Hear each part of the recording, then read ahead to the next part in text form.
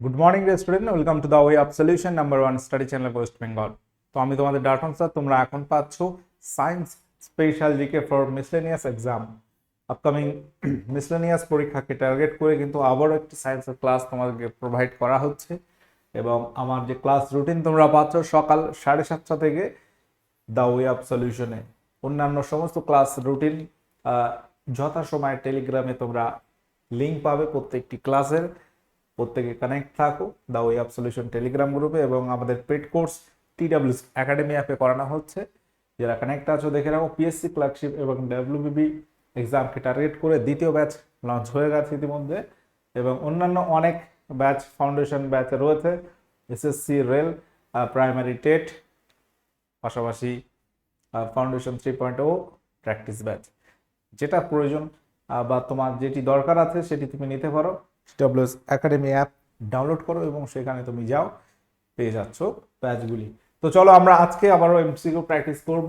Miscellaneous পরীক্ষা পাশাপাশি অন্যান্য সমস্ত পরীক্ষায় কিন্তু এই প্র্যাকটিস সেট কাজে আসবে। প্রথম প্রশ্ন, 1 গ্রাম জল থেকে বলা হচ্ছে 0 ডিগ্রি সেন্টিগ্রেড উষ্ণতায় জল আছে, 80 ক্যালোরি তাপ তুমি বার করে নিলে চূড়ান্ত তাপমাত্রা কত হবে? সহজ প্রশ্ন, কনসেপচুয়াল প্রশ্ন, একটু বুঝে অ্যান্সার করতে হবে, নয়তো ভুল হবে। বলা হচ্ছে 1 গ্রাম জল আছে, ধরো একটা পাত্রে 1 গ্রাম জল আছে, এই জলের টেম্পারেচার হচ্ছে 0 ডিগ্রি সেন্টিগ্রেড। এখান থেকে তুমি মাইনাস করলে 80 ক্যালোরি তাপ,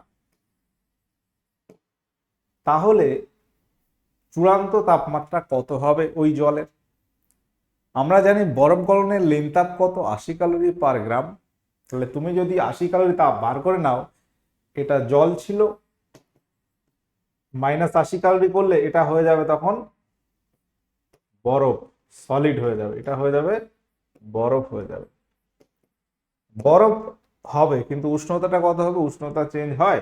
উষ্ণতা চেঞ্জ হবে না, এটাও 0 ডিগ্রি সেন্টিগ্রেড হবে, যেহেতু বরফ গলনের লীন তাপ 80 ক্যালোরি পার গ্রাম।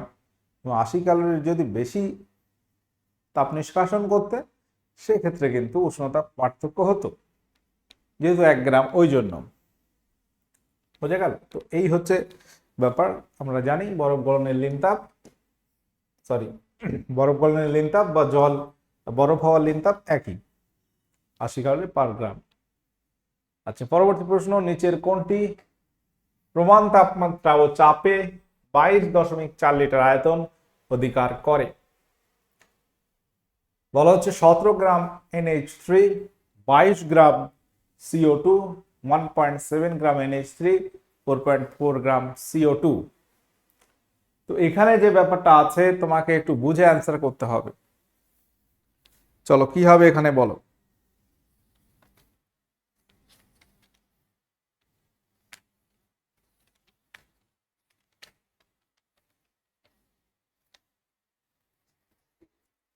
তো এখানে যে কনসেপ্টটা আছে, আমরা প্রমাণ চাপ এবং তাপমাত্রায় বলবো যে এখানে যে ব্যাপারটা তোমাকে খেয়াল রাখতে হবে, উত্তর হবে অপশনে প্রমাণ চাপ এবং তাপমাত্রায়। Natural temperature and pressure NTP তে কোনো গ্যাসের 1 গ্রাম অণু 22.4 লিটার আয়তন অধিকার করে। অর্থাৎ 1 গ্রাম অণু কতটা দখল করে? 22.4 লিটার আয়তন দখল করে 1 গ্রাম অণু।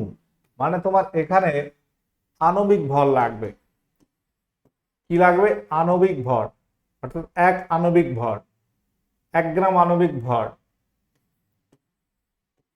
আণবিক ভর কনসেপ্ট আনতে হবে। অণুর ভর কত? 1 গ্রাম অণু। তো এখানে NH3, N মানে কত? N হচ্ছে 7, এর আণবিক ভর হচ্ছে 7 × 2 মানে 14। আর হাইড্রোজেন হচ্ছে কটা রয়েছে? 1, এর কটা হাইড্রোজেন রয়েছে? 3টি। 3 একে 3 মানে 3, মানে এখানে 14 প্লাস 3 17 গ্রাম। এই যে 17 গ্রামের কথা আমরা বলছি, এটা হচ্ছে 1 গ্রাম NH3 আণবিক ভর।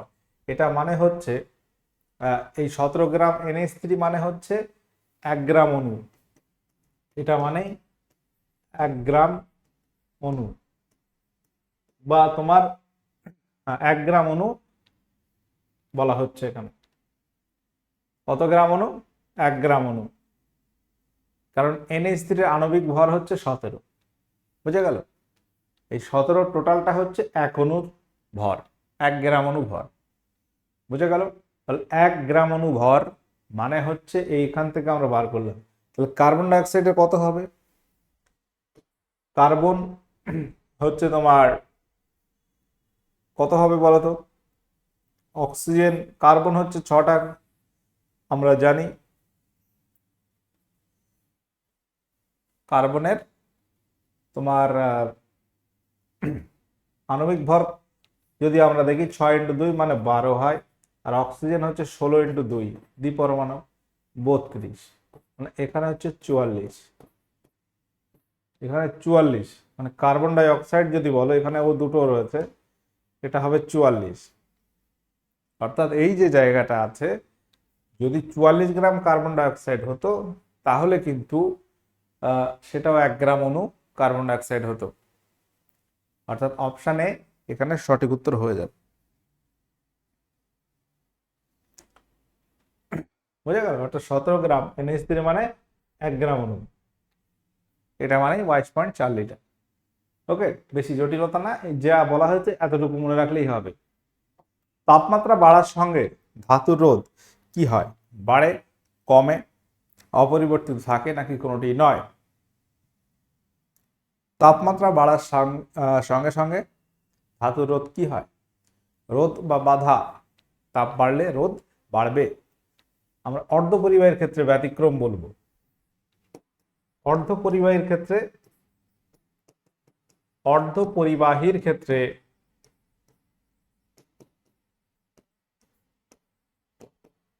ব্যতিক্রম, ঠিক আছে? যেমন সিলিকন আছে, সিলিকন,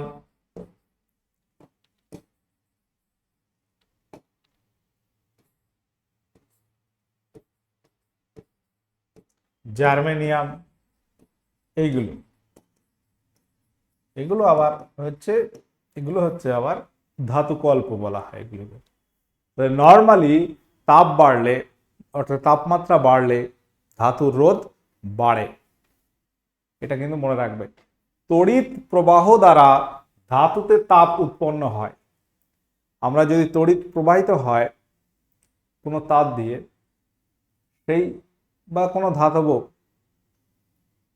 উপাদান দিয়ে, সেখানে তাপ উৎপন্ন হবে। একে কি বলে? জুল প্রক্রিয়া, জুল থমসন, সিবেক প্রক্রিয়া, পেল্টিয়ার প্রক্রিয়া। অর্থাৎ তড়িৎ প্রবাহ দ্বারা ধাতুতে তাপ উৎপন্ন হয়, যেমন হিটার, এখানে তড়িৎ প্রবাহের তাপীয় ফলের কথা বলা হচ্ছে। তো এটা হচ্ছে জুলের প্রক্রিয়া, এবং এই তাপের সূত্রটা কি? H প্রপোর্শনাল টু C²RT, বা এখানে তোমরা সি এর জায়গায় আই করো, তাহলে বুঝতে সুবিধা হবে। I²RT।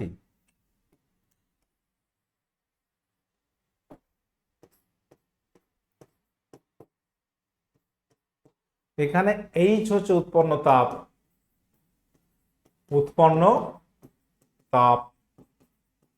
I হচ্ছে প্রবাহ মাত্রা, তড়িৎ প্রবাহ বা প্রবাহ মাত্রা আমরা বলতে পারি, প্রবাহ মাত্রা। আচ্ছা, আর হচ্ছে রোধ, আর টি হচ্ছে এখানে টাইম বা সময়। এই হচ্ছে জুলের সূত্র। তড়িৎ প্রবাহ তাপীয় ফলের কি পরিমাণ তাপ উৎপন্ন হবে, এই সূত্র দিয়ে আমরা ক্যালকুলেশন করতে পারি। বলা হচ্ছে 5 নিউটন বল, এখানে 5 নম্বর প্রশ্ন, ঠিক আছে? 5.5 ভাবলে হবে না, এই ধরনের কিছু প্রশ্ন পরীক্ষায় থাকে, এবং তুমি ভুল করবে, 5.5 দিয়ে মেলাতে আর পাচ্ছ না, তাই তো? 5 নম্বর প্রশ্ন, 5 নিউটন বল 0.2 সেকেন্ড ধরে একটি বস্তু কণার উপর ক্রিয়া করলে কণাটির ভরবেগের পরিবর্তন কত হবে? ভরবেগ মানে কি? ভরবেগ মানে হচ্ছে ভর ইন্টু বেগ, ভর ইন্টু বেগ মানে এম ইন্টু ভি। ভরবেগের পরিবর্তন মানে ভর তো চেঞ্জ হচ্ছে না কোনো বস্তুর, বেগটা পরিবর্তন হচ্ছে। তাহলে তুমি নিউটন 5 নিউটন বল প্রয়োগ করলে তাহলে কি হবে, এখানে বস্তুর গতি বাড়তে পারে বা কমতে পারে, যে কোনো হতে পারে। তাহলে ভরবেগ আগে যদি ভি1 ধরি, পরে ছিল ভি2, এম ভি2, এই যে ডিফারেন্স। তো ভরবেগের পরিবর্তন বার করতে গেলে এটাকে আমরা টি দিয়ে ভাগ করতে হবে। এটা হচ্ছে ভরবেগের পরিবর্তন, এই যেটা লিখলাম। তাহলে ভরবেগের পরিবর্তন হচ্ছে এটা, ভরবেগের পরিবর্তন ইকুয়াল টু এটা। তাহলে এই যে ক্যালকুলেশনটা আমরা লিখলাম, এটা মানে আমরা পাচ্ছি এম ভি1 মাইনাস ভি2 বাই টি, এম ভি1 মাইনাস ভি2 বাই টি। তাহলে এইটা কি, আমরা ভি বাই টি মানে কি জানি, এটা মানে বেগ, তাই তো? এটা মানে বেগ জানি না, এটা মানে হচ্ছে ত্বরণ। এটা মানে বেগ নয়, এটা মানে ত্বরণ, সরণ বাই সময়। এস বাই টি মানে হচ্ছে ভি, এস বাই টি মানে হচ্ছে ভি, এস মানে সরণ বাই সময় মানে ভি, এটা মানে এফ, ত্বরণ। তাহলে এটা পাচ্ছি হচ্ছে M into V, M into F, এটা মানেই হচ্ছে বল। ঠিক আছে,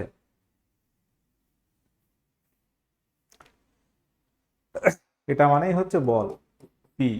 তো এটাই আমরা পাচ্ছি এইটা। এবার কত সেকেন্ড, 0.2 সেকেন্ড, মানে এতটুকু ঘুরিয়ে ফিরিয়ে আমরা পাচ্ছি বল, বা পি বা এফ আমরা যা খুশি বলি। তাহলে ঘুরিয়ে ফিরিয়ে এটা পাচ্ছি। তাহলে কত সময় ক্রিয়া করছে, 0.2 সেকেন্ড। 0.2 সেকেন্ড মানে 5 × 0.2, এত কিছু না বলে এটা বললে উত্তর হয়ে যেত 1। ঠিক আছে, আমরা জাস্ট ক্যালকুলেশন করলাম, মানে বোঝাচ্লাম ব্যাপারটা কিভাবে গুণ করছি। ভরবেগের পরিবর্তন মানে বল ইন্টু সময়, এটা মানেই, ঠিক আছে, এটা মানেই লিখে দিচ্ছি আলাদা করে, এটা মানেই বল ইন্টু সময় মানে হচ্ছে ভরবেগের পরিবর্তন।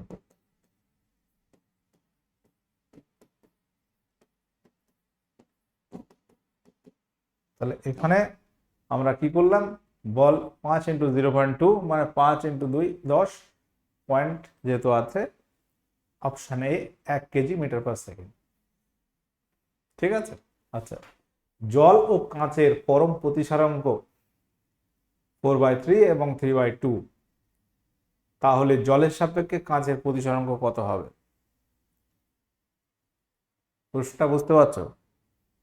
জলের পরম প্রতিসারাঙ্ক 4/3,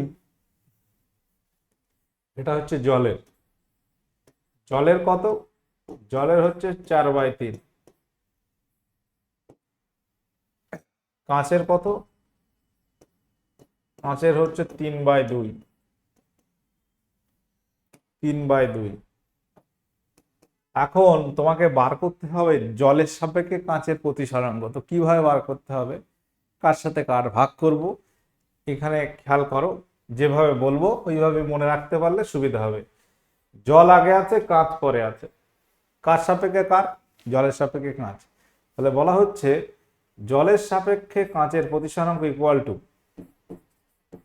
জলের সাপেক্ষে, দেখ ক্যালকুলেশন করতে 1 মিনিটও লাগবে না, কিন্তু বিষয়টা একটু বুঝে নিলে তুমি পরে এই ধরনের প্রশ্ন আসলে করতে পারবে পরীক্ষায়। জলের সাপেক্ষে কাঁচের প্রতিসারাঙ্ক,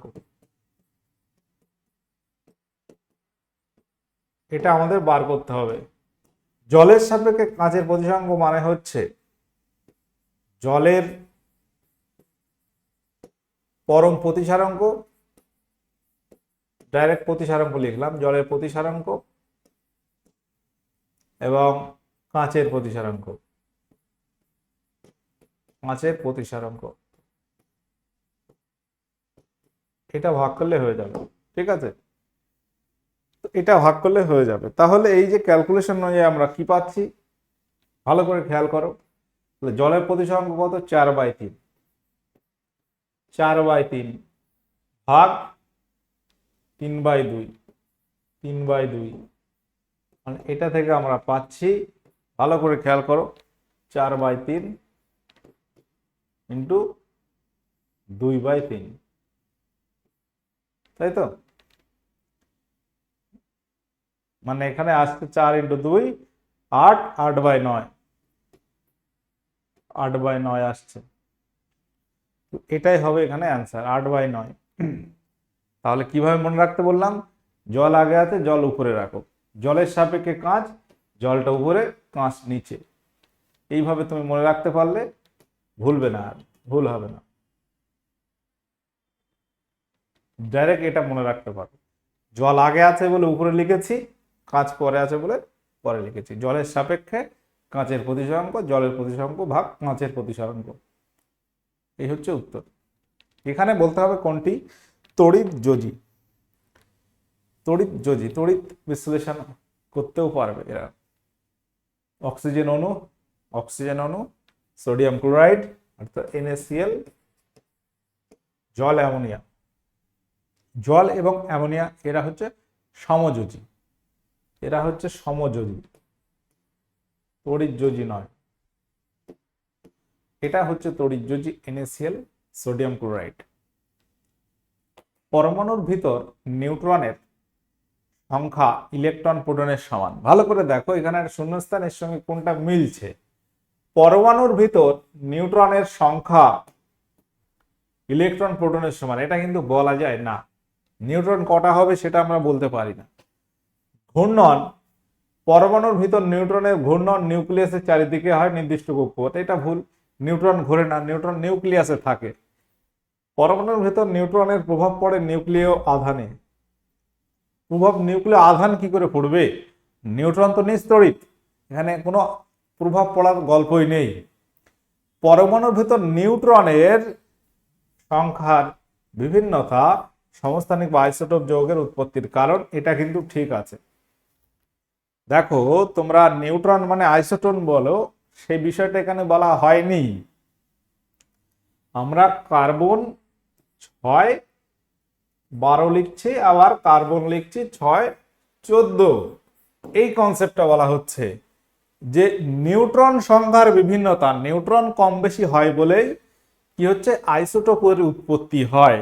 কারণ এখানে প্রোটনটা সমান, নিউট্রনটা কম বেশি আছে। এখানে নিউট্রন কত?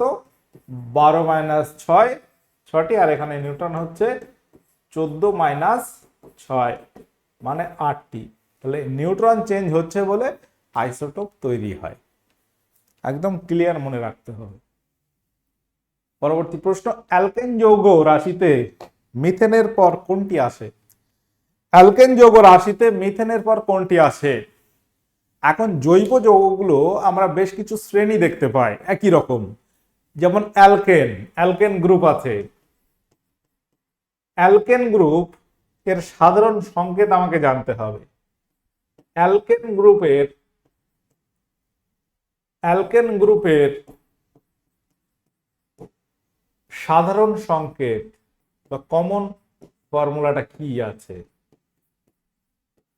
অ্যালকেন গ্রুপের সাধারণ সংকেত কেউ বলতে পারবে? লিখে নাও। অ্যালকেন গ্রুপের সাধারণ সংকেত হচ্ছে CnH2n+2। Cn, n হচ্ছে স্বাভাবিক সংখ্যা, n হচ্ছে 1 2 3 4, n হচ্ছে 1 2 3 4, যা খুশি হতে পারে, ডট ডট, স্বাভাবিক সংখ্যা। এটা হচ্ছে ন্যাচারাল নাম্বার বা স্বাভাবিক সংখ্যা। এখন n যদি আমরা 1 বসাই, n 1 বসালে কি পাচ্ছি? দেখো, n 1 বসালে আমরা কি পাচ্ছি খেয়াল করো। তাহলে C1H 2 × 1 + 2, মানে আমরা পাচ্ছি CH4। এটা মানে মিথেন। এটাই জিজ্ঞাসা করছে যে অ্যালকেন যৌগ রাশিতে মিথেনের পর কি আসে। তাহলে n = 2 ধরে যেটা হবে সেটাই হবে। n = যদি 2 ধরি তাহলে C2H2n, 2 × 2 + 2, মানে হচ্ছে C2H6। এটা মানে প্রোপেন। প্রোপেন না, এটা মানে হচ্ছে ইথেন, এটা মানে ইথেন, এটা মানে ইথেন C2H6। আর প্রোপেন মানে N=3, প্রোপেন মানে N=3 মানে হচ্ছে C3H8, এটা মানে প্রোপেন। মানে ইথেনের পরে হবে প্রোপেন, বোঝা গেল? ইথেনের পরে হবে প্রোপেন C3H8, 3 × 2 6 আর 2 8। তো এই হচ্ছে জেনারেল সংকেত, ভালো করে খেয়াল করো। অ্যালকেন গ্রুপের সাধারণ সংকেত হচ্ছে এটা, এবং মিথেনের পরে থাকবে ইথেন, তারপর প্রোপেন। আচ্ছা, এখানে অ্যালকেন বললাম, এবার আমরা বলছি অ্যালকিন গ্রুপ। অ্যালকিন গ্রুপের সংকেত কি, এটা জাস্ট একটু লিখে নাও। অ্যালকিন গ্রুপ যদি হয়, এটা CnH2n। আরেকটা হচ্ছে অ্যালকাইন গ্রুপ। অ্যালকাইন গ্রুপ, অ্যালকাইন গ্রুপের সাধারণ সংকেত হচ্ছে CnH2n-2, CnH2n-2। ঠিক আছে, এটা হচ্ছে অ্যালকাইন গ্রুপ। তো এই হচ্ছে তিনটি গ্রুপ জৈব যৌগের, অ্যালকেন, অ্যালকিন, অ্যালকাইন। বলা হচ্ছে অনাদ্র CaO ক্যালসিয়াম অক্সাইড দ্বারা শুরু না, এটা হচ্ছে শুষ্ক করা যায়। প্রশ্ন ভুল হচ্ছে, শুষ্ক করা যায় কোন গ্যাসকে? Hydrogen sulphide, NH3, CO2, HCl। HCl হবে এটা, হ্যাঁ। কাকে শুষ্ক করা যায়? উত্তর হবে অ্যামোনিয়াকে, NH3। বলেছে অনাদ্র চুন দিয়ে অ্যামোনিয়া গ্যাসকে শুষ্ক করা যায়। অ্যামোনিয়া মানে হচ্ছে NH3, অনাদ্র চুন মানে হচ্ছে ক্যালসিয়াম অক্সাইড। বদ্ধ রক্ত সংবহন এবং প্রবাহ কে আবিষ্কার করেছেন? রক্ত সংবহন আবার দুই প্রকার, একটা মুক্ত সংবহন, বদ্ধ। বিশেষ করে পতঙ্গ শ্রেণীদের আমরা জানি যে মুক্ত সংবহনতন্ত্র দেখা যায়, হিমোসিলে মুক্ত হয়। আর মানুষ তথা অন্যান্য উন্নত শ্রেণী বদ্ধ বা ক্লোজড যেটা আছে সংবহনতন্ত্র দেখা যায়। তো এই সংবহনতন্ত্রের জনক বা আবিষ্কর্তা হচ্ছে বিজ্ঞানী উইলিয়াম হার্ভে। খরগোশ সেলুলোজের পাচন, খরগোশে সেলুলোজের পাচন কোথায় হয়? সেলুলোজের পাচন কোথায় হয়? মিসেলেনিয়াসে আসা প্রশ্ন, উত্তরটা মনে রাখবে অপশন ডি, সিকামে। সিকাম এখানে সঠিক উত্তর হয়ে যাবে। আচ্ছা, এবার প্রশ্ন হচ্ছে নিম্নলিখিত কোনটি প্রাণীর জন্য অপরিহার্য কিন্তু উদ্ভিদের জন্য নয়? Potassium, phosphorus, calcium, iodine. তো প্রাণীর জন্য অপরিহার্য অবশ্যই আয়োডিন হবে, যেটা উদ্ভিদের জন্য অতটাও অপরিহার্য নয়। অপশন ডি সঠিক উত্তর হয়ে যাবে। ব্যাকটেরিয়াতে কোন ধরনের সালোক সংশ্লেষ উপস্থিত? ব্যাকটেরিয়াতে বলা হচ্ছে কিছু কিছু ব্যাকটেরিয়াতে সালোক সংশ্লেষ হয়, আমরা জানি।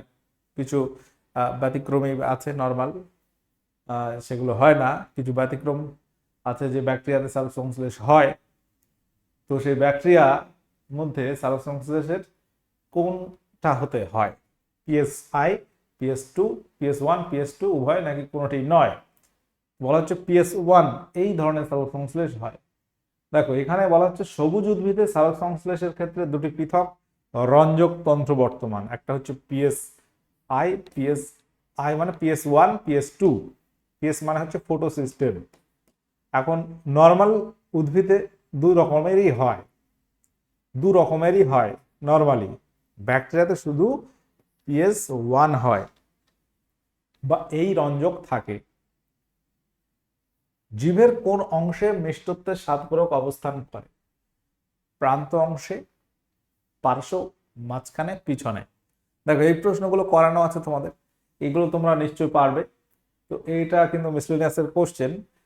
তো এখানে আমরা জীবের অগ্রভাগ বলি, সেটাই প্রান্ত ভাগ বলা হচ্ছে। তুমি অন্যান্য অপশনগুলো দেখলে বুঝতে পারবে। পিছন মানে হচ্ছে এটা তেতো বলতে হবে, মাঝখানে নোনতা, পার্শ্বে টক, প্রান্ত অথবা অগ্রভাগ, এটা মনে রাখো, অগ্রভাগ হচ্ছে মিষ্টি। এগুলো কিন্তু যেন ভুল না হয়। অপশন এ সঠিক উত্তর হয়ে যাবে। পরবর্তী প্রশ্ন, আইরিশ নিম্নলিখিত কোন অংশের সম্মুখ ভাগ?